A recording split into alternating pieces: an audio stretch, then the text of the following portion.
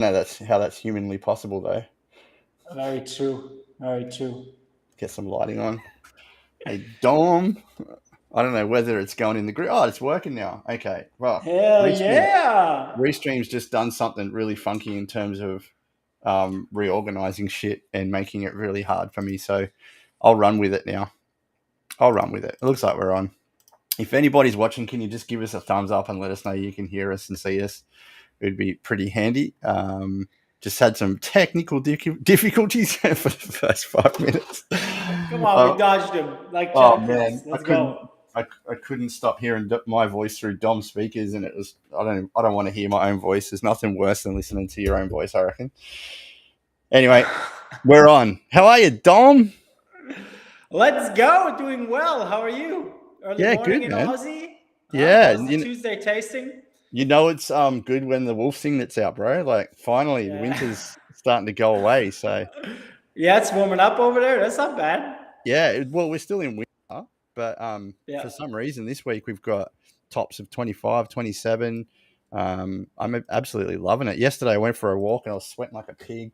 So it's really, really good. Good morning, everyone. How are you? Hey, guys. Hey. Spring turned around. There's always, I remember when that was a thing for me. It was always a special time in the year. Yeah. I love spring. Well, especially the first day of spring because that's my birthday. So, you know, not only does it bring joy to the world. So, yeah, looking forward to it. How's your day been, mate? I know you're like coming towards the end of yours at the moment. So yeah, very good, productive. Gym session done. Stuck into work, so been good. Yeah, absolutely. Now, of course, the best part of my day, Q&A with Coach Mike. I know. Fuck. How does it get any better? You're such a privileged human being to have that in your life, brother. Listen. 2 of those on this call. I know, 2 pretty handsome men. Woo! How old are you? 30?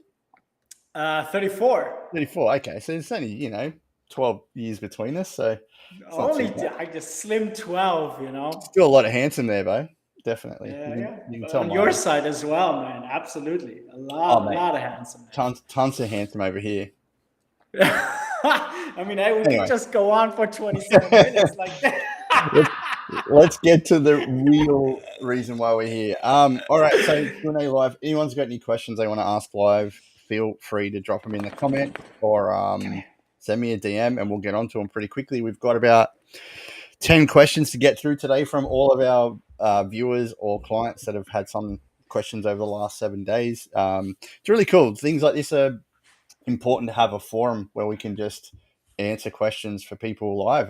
Just shows that we're professionals in our field, but also if we don't know anything, I'm not going to blurt it out and say that I do. I'll research it and find it out for you in the best way I know. So all right, the first question today is, why is my weight staying the same but my waist circumference is coming in? Why is my weight staying the same but my waist circumference is coming in? Generally means you're building muscle, and muscle's a little bit more dense than fat. So, it generally means that you're building muscle. Your waist doesn't have a big muscle all the way around it. So it's all body fat. So when you're losing fat, it's coming straight off the waist. So, you're basically balancing yourself out quite good. Sometimes you'll have days where your waist won't move and your weight will drop, and then you'll have days where it's opposite. So it's usually a better sign of weight loss when you start losing the inches around the waist, where other than just the body fat or the weight on the scales, because the weight on the scales will fluctuate with water and time of the month and whether you've eaten enough food, all the rest of that stuff. So looking at your waist measurement is the best way to sort of judge, apart from photos, of how your weight loss is going. So that's pretty much the reason why. Right? Yeah, well said. I mean, that's why we take 3 data points in the academy, which is crucial, right? A lot of people get stuck on the weight, as you said, which just can be a complete lie in terms of if you're progressing or not. That's why it's important to have pictures, to take measurements, not only on the scale, but also waist, hip, etc. Yeah. Because recomposition is what you want. Like if you're healthy and recompositioning your body, the weight shouldn't be the most important number you're watching. Correct. That's very well said, Dom. Very well said. Yeah, your composition is what's happening. So, just be mindful of it. But don't use the scales. Like honestly, the scales are the biggest enemy of people doing weight loss. It's a metric we've got to use. Hey, Brady, how are you, mate? Dude, you're a fucking legend. I appreciate the support, man. First and foremost. But yeah, the scale. If we keep relying on the scale and we eat too much salt, we have too much water, like it's always going to change. But the waste is like there is nothing around there but body fat. So it'll be a great sign for you that your composition is changing. So really, really good. All right. This question's pretty cool. How much avocado should I eat? More. It's not enough. Yeah. Well, I agree with that. But Dom, avocado, good fats, right? Sure. Yeah, sure. But I guess the question is also that it's underestimated in calories. Probably is what I'm guessing is where a little dangerous. I see a lot of reels on the social medias where people put down an avocado toast and like a toast with Nutella or peanut butter, and the avocado toast has more calories, simply put, just because it's so high in fat, and fat is the macronutrient with the most calories, right? So healthy fats. It has better nutrients than Nutella or peanut butter, so there's always a trade-off. No question about it. Yeah, absolutely right. Yeah. So if we want to break it down in terms of calories, if you want to learn, roughly half an avocado is about 120 calories. So half an avocado is probably a good sign of the portion amount that you should have each day, I reckon. If you're low on fats, that's something that you can quite easily utilize. Hey, Renee, to get them up. But avocados are great. They just pair well with salads and anything really. So how much should I have? Whatever you can fit into your nutrition amount per day. If you can fit a full avocado in, great, go for it. If you can't, just have half an avocado as a sign. I don't know, I love, have you ever had Vegemite, Dom? I've never had Vegemite. Okay. So Vegemite's like a really salty, I've seen it all over like a really salty yeast from the Aussies bread. So one of my favorite things is oh really? Yeah, you like it? Vegemite and avocado. I absolutely love it because it's salty and avocado is really fatty. So okay, it's one of my favorite. I've heard like mixed reviews from it, from even from locals. I don't know. From foreigners, probably more negative. But the problem is because it looks like chocolate. Everyone expects it to be sweet, and it really. I see. Okay. It's really, really cool. If you wanted to go back to the question, how much avocado should I eat? Whatever you can fit into your daily calorie intake, but half an avocado is generally something that would be really, really good. But just be mindful, it's really calorie dense, right? Yeah, track your calories, guys. Yeah. All right. Low carb beers actually better? Fuck, some of these big questions are awesome. Are low carb beers actually better in terms of calories? Yes. But it's still alcohol, right? So it still depends. Some of these low carbs, I think Jace just found 0% alcohol. I don't know. Like I understand people liking the beer taste that much, but it doesn't appeal to me enough to get a 6-pack of 0 alcohol, 15 calorie beers. I don't enjoy the taste enough. So, but I do understand that, that it is a beverage that people just really enjoy. Yep. There is alternatives, and ultimately, sure. You want to try to have lower calorie beers because simply put, you can have more of them. Yeah, right? I totally agree. If you want to lose weight. If you can get a 30, 40 calorie beer and have 2 of them rather than a full strength, at 160 calories, I think it's a great thing for you. Right? It really is. If you can have 2 for 1, but it's still alcohol in my opinion, right? And alcohol still has calories, right? So, are low carb beers actually better? Yes, for your waistline in terms of limiting your calories, but it's still alcohol. So just same as any type of beer, have it in moderation. Simple as that. If you get to the end of the day and you hit your calorie target and you feel like a beer and you're going to go over your calorie target, that's up to you. But if you can fit it in, even better. Cool.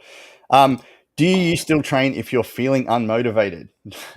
Good question. Dom, do you still train if you're feeling unmotivated? Fuck yeah. That's the best kind of training. That is the best kind of training. I mean, it truly is where growth happens, right? Everybody can work out on a sunshiny day where you're in a good mood. We're like, woo, woo, woo, let's go, right? Everybody can do it. The problem is, like, can you still do what you know you have to do to reach your goal when it's raining and you're in a shit mood and everything sucks, right? That's when it becomes a challenge, right? And that's where you really start winning, if you can execute in those rainy, sad, depressing days. Yes. But also those mentally rainy, sad, depressing days when your headspace is not right too. That's even more important. Brado's a great question. Once you start training, it'll pick up and you'll be motivated. The question I would ask is, are you unmotivated or are you not disciplined? That's usually the thing. Your reason why you're not training is because you don't have the discipline to go and do it. Consistency is the key in anything in fitness and health, right? Consistency. The hardest part is usually starting, but even harder is continuing on and being consistent to get the results you want. If you think going to the gym once a week is going to get the body that you want, it's not, unless you're doing a 6-hour session and you're hitting every body part twice. But that's very difficult to do, right? Which it's not sustainable. It's not sustainable. So correct. Me personally, I agree with Dom. The best sessions that you can have are the ones when you don't feel like it. No one's ever walked out of a workout and gone, "Oh, that was fucking shit." Really, no, 99% of the population, unless you're a miserable prick, walk out feeling pumped and want to bench press their car, right? Yeah, even a 40% workout is 100% better than the couch choice. Correct. If you've only got 40% in the tank and you do 100% of 40%, that's still 100% effort. It's absolutely right. Yeah. I mean, I find a way to work out every day. For me, even if I go to the gym for a stretch and some abs and get some steps, like it's I just do it every day, and then it gets a different weight. Yeah, I would question my goals first and foremost. If the discipline's not there, the goals aren't there. So for me, if you're not motivated, you don't have a goal to attend to. Like if it is losing weight, you don't have 10 kilos, 5 kilos. If it is building muscle, you don't have maybe a body goal. So I'd go back to my goals and say, why is this important? Make it a non-negotiable, and then you'll fucking do it. Good call. When you're not motivated. Dig into that why and ask yourself what you really want. Yeah. All right, next one. And this is a common question we get asked all the time. Should I train through an injury? Look, no is my first response. It depends on the severity of the injury. That's what we've got to be mindful of. If you are visiting a physiotherapist and you're recovering and you need to train, which is part of your rehabilitation, different story. But I'm talking if you feel something pop, like I did last week on a Friday, I was doing a heavy leg session. I finished the first round of like really big hack squats, got to doing curtsy squats with no weight, and I felt the left side of my knee painful, and I stopped immediately. And it's the best thing that I did because now I'm back and I feel great. But if I had ego, which normally does happen, and I went through that, I could have made it 10 times worse. So I can't tell you what to do because I don't know your body. But if it does feel like it's not going to hurt, I would stop personally and go get some sort of professional advice on getting back into it. Not me. You know. But, should I train through an injury? No, definitely not. Because if you want to go back to the gym and train again even harder, you got to make sure it's ready to go. Yeah, the only thing I'd like to add here is pretty much influence what you can, right? An injury doesn't say you have to sit on the couch and stuff your face with Ben & Jerry's bag of chips, right? Why not? There's still things you can influence when you're injured, or upper body, lower body, or walking. And I'm thinking of a couple people in our academy who are absolute madness when it comes to still moving and reaching goals. Yeah. But yeah, I mean, think of what you can but be very mindful, because like being injured is going to put you on the sideline. It's going to hurt way more than injuring yourself worse and sitting out for months over months than maybe just a week of rest, right? Yeah, agreed. Absolutely agreed. And you got a good point. If you're injured, still doesn't mean you can eat shit food. You can handle your nutrition well and keep your body at the weight that you need to be at. So, just be mindful of, if it feels like it's going to go, just stop. Like, honestly, if my 20-year-old self wouldn't say that, but my 46-year-old self is saying there is so much more recovery to do when injury's in. So I want to be at my peak form. So yeah, don't. Look, I like this question. Is deadlifting dangerous if I'm new to the gym? I want to caveat that any exercise is dangerous if you don't know how to do it right. Okay. If you aren't lifting right for deadlifts, you can do some serious injury to your back or hamstrings or anything like that. Okay. Like, I'm talking ego lifting, loading the bar up, forms shit, right? Anything, even a bench press is dangerous. Even a squat's dangerous if you don't know proper form. Okay. If you don't know proper form, if you get guidance on how to lift properly, deadlifting is fucking phenomenal. It really, really is. And it can take a slight tweak of something to make it really, really bad. But once you get form right on anything, it's not dangerous if you're in a controlled environment.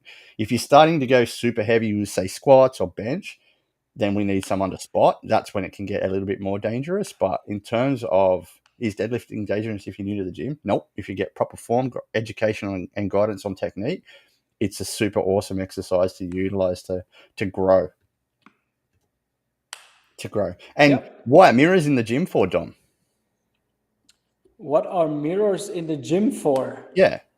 Check form, correct. For example. Yeah. Not only check that new biceps you just grew, you got to check that you're pumping the right area, right? People think, fucking gym's intimidating because the mirror's there, everyone's flexing and looking at themselves. Most are, I agree, but it is for, like, I like nothing better than doing bent over rows and looking to the side and making sure my back's in the right position and I'm, my form's really good. So there's no reason why you shouldn't be looking at yourself in the mirror, before you execute the lift, to see, hey, my butt's in the right spot, my legs are down, my shoulders are back, I've engaged my core. That's what the mirrors are for. So utilize them to your advantage. Okay. But for deadlifting especially, go light first, get your form right. It's like CrossFit, Dom, right? You cannot perform a deadlift or a press or anything unless you get the stick and you show the form is correct, and then you slowly go up in weight, right? That's what I love about CrossFit. They won't let you do the next level unless you do the basics really, really well, right? Yeah, I've been through the ringer. I've hurt myself with deadlifts, loading it up big time. I'd be careful and over ask and over adjust before I increase my weights, just as you said. But it's a great compound movement, like a squat, like a bench press, right? These are great movements. Yeah. But you really want to dial in that movement for sure. Yep. It's anything in life. You can't ride a bike unless you get proper form, right? So proper form, go find someone to help you out and show you how to do it right, and you'll be pretty cool. All right, Arnold Schwarzenegger sent this in. How do I develop bigger biceps? Sorry, that was really shit. Go for that peak. You do it, Dom. You've got the German accent. No, unfortunately, I would be a horrible actor. Right? Accents, not my thing, except for mine. This one, the original one. All right. The original one goes pretty well. Dom, what's your favorite bicep exercise, dude? I think bicep is something that has a lot to do with genetics. So I'd be careful with it. I think we train it a lot with other movements, right? It's any pull exercise, any back exercise. You're training your biceps. So isolating, sure, I'll isolate it. I think the stretch is important. You really have, not everybody can see me, but you really want to stretch that bicep. So you want to go full range of motion. Yeah. I think that will help with like a little bit, if you talk about like a peaky biceps of growth, for sure, if you really stretch it. But yeah, it's the bigger biceps grows in the kitchen, right? Yeah, Your I totally protein. agree. Yeah, Gotta eat a calorie surplus and hit your protein target. Otherwise, you can train your biceps as much as you want. Nothing's gonna happen. Yeah, and I think in terms of the actual training itself, using a mix of super heavy 3 to 4 setters versus a little bit lighter 8s to failure is really, really good. Alternating not just curls, but hammer curls, reverse curls, and things like that, so you can hit all the heads of the bicep, which is really important. You don't just do curls for the girls, right? It's not just, we've got to alternate the different types of exercises, but not only. But also, what helps the bicep look bigger is the tricep, right? The tricep always gives you that little bit of a dip on the bottom, and everything looks massive. So, True. Yeah. Going around the whole arm is really, really important. But I think the best advice, Dom, is any muscle growth is made in the kitchen. Made in the kitchen. Don't be afraid to eat more. Cool. All right. What's the most important gym concept to get right? Gym concept. Okay. I have one word in my mind, but I don't know. Consistency. Yes. For me. Yeah. Totally agree. Consistency. I think that is number one. Yeah. Number one. Consistency and persistency, right? That's definitely number one. Showing up regularly is more important than perfection, or that. So totally agree. Second would be, I'd say, form, going back to form, getting your form right, mind muscle connection. If you get the proper technique, its likelihood is going to prevent injury, but also help you progress really, really quickly. So that would be the second one. Nutrition, I reckon, would probably be third. Feeling your body right to support your goal and growth. Very high up there for sure. Yep. Yeah. Maybe get a gym buddy for the sad days. Talk to people around you. Yeah. Chat them up. Maybe you find something you connect with. Yeah, agree. And you can shoot them a message, or maybe you'll get a message on a day you're struggling and you're like, okay, yeah, Kevin just wrote me. Hell yeah, let's go, Kevin. I think that's great for accountability, not just a buddy, but even being part of a group. Like, for example, our group of 170 odd men and women that just support each other. It's really, really cool. And I reckon the last one would be rest and recovery, right?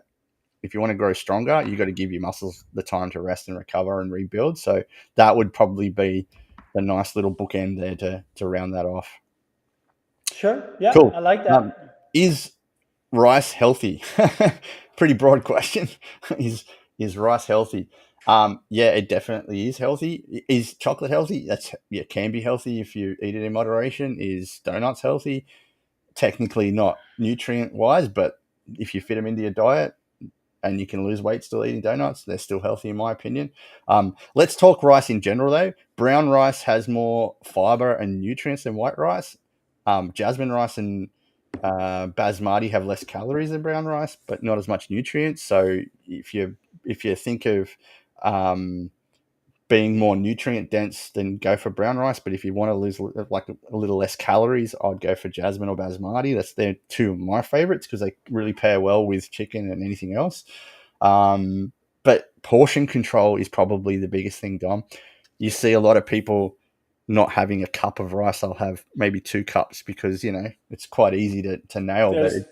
There's room on the plate. Yeah. It's like, correct. Well, that's where usually my carbs go, half of the plate. Yeah, that's something we teach, portion sizes, which we're obviously just taught not well. I don't think many people are taught well. Restaurants don't teach them well, especially not over here in the States. Oh, the States is the worst for portion control. So that's the problem. You translate that into at home, and then you cook similar portion sizes. And you don't know how many calories things are. Rice is healthy, absolutely. I have a 20 kg bag in my cupboard here in the kitchen. I eat rice almost every day. But as Mike wonderfully said, it's about portion sizes. Weigh your rice, correct, and you'll be absolutely golden. Yep, and it's a really good carb for post-workout, refueling. It really, really is. It's quick to digest. You can use it as like a base for not just a savory, but you can have it as a sweet rice and things like that. So it's really, really helpful and versatile. So is rice healthy? Yeah. Is anything healthy? Yeah, in moderation. So got a question from Levi. Is it bad to have too much caffeinated drinks? I don't think so, dude, unless you're on your tolerance of caffeine. I wouldn't go too crazy and have 100 a day.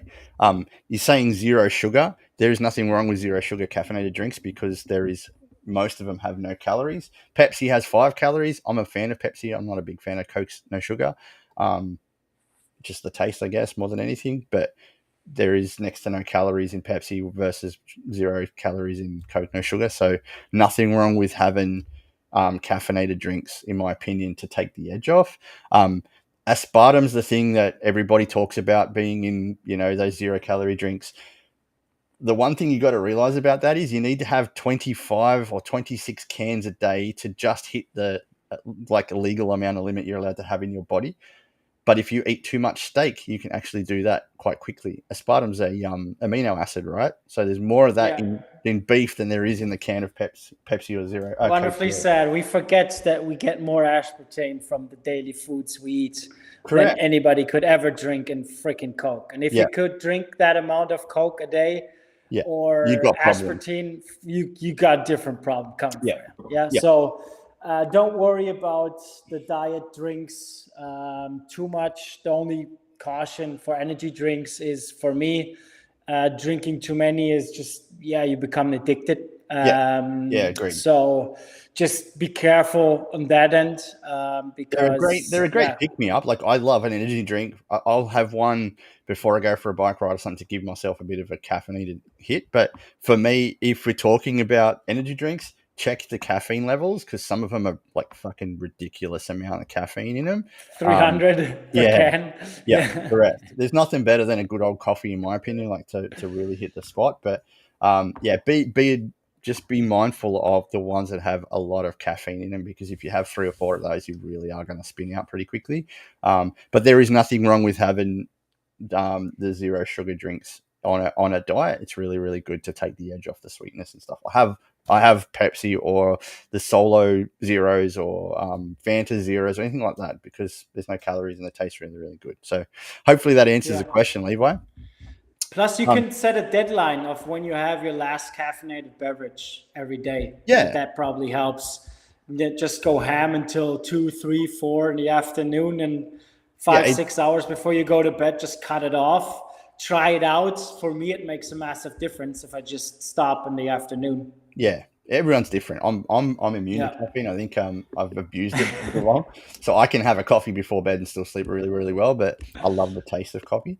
But yeah, just be mindful of it, dude. Hopefully that answers your question. All right. Actually, this leads into the last question, which is pretty cool. Is having 1 to 2 lattes a day a problem? Is having 1 to 2 lattes a day a problem? Got to translate that latte, huh? What does latte mean? Milk coffee? Yes, correct. Right? That's correct, Dom. So there lays the answer pretty much, right? What do you add to it? What kind of milk, what kind of sugar, what kind of shit do you put into it? Having a black coffee versus Starbucks coffee, there's a Mount Everest of difference, right? Yeah. So there lies the answer. Well said. The biggest problem with milk-based coffee is the milk. If you go for full cream and you have 2 coffees a day, you're actually adding on about 3 to 350 calories on top of your diet per day, which can hinder it if we're in a deficit. If we're in a 300 or 400 calorie deficit per day, you're actually going back to 0. So you're not doing yourself a favor. Then we add sugar in, or we add caramel sweetener, or we add almond sweetener. Then there's probably another 100 to 200 calories you can get on pretty quickly. So if you want to have 2 lattes a day, have skim milk or have almond milk or something that's only like 30 or 40 calories. That's your best option if you still want milk.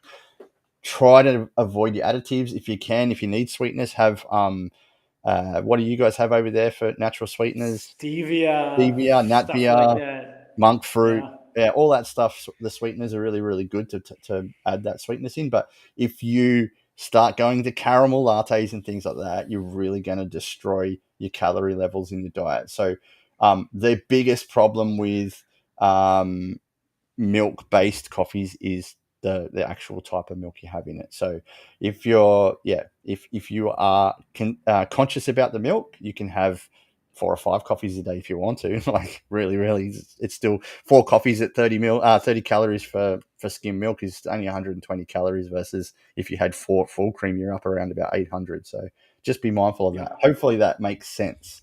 Hopefully that makes sense to you guys. That's the last question for today. If anyone else has any, we had a few come through on TikTok, and I'll answer those in the DMs shortly. Thanks for joining me, Dom. Brado, thanks for your support, dude. I really appreciate it. You're a legend. Nano, yes, same to you. Enjoy your day, brother. Heck What's the plan for the rest of the day? What are you, 7 o'clock?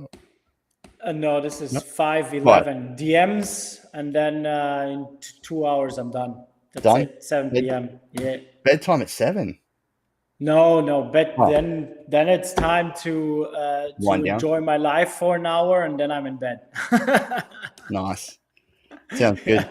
All right. Well, thanks for joining us, big fella. I'll take you.